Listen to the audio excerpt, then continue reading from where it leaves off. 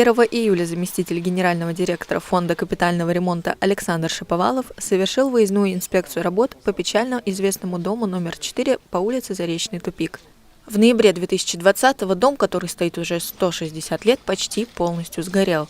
Здание удалось восстановить. Сейчас рабочие обновляют фасад. Проверить качество работ пришла целая делегация – и администрация, и жители многострадального дома. На сегодняшний день у нас замечаний по кровле практически нет. Особенно этого по результатам прошедшего 28 числа ливня, достаточно серьезно, как раз кровля у нас прошла испытание. Остается у нас на сегодняшний день работы по фасадной части. Мы их тоже заканчиваем. И так как мы с вами и договаривались, внутренние инженерные системы сейчас включены в корректировку. После того, как определится подрядная организация, мы максимально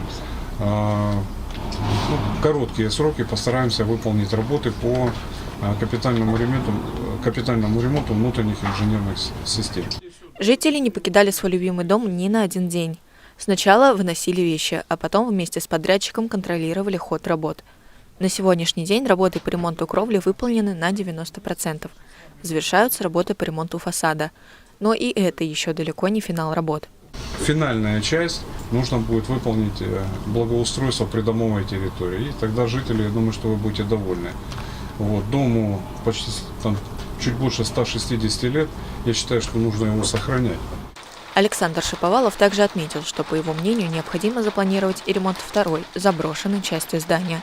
С этим предложением Фонд капитального ремонта будет выходить в правительство Московской области.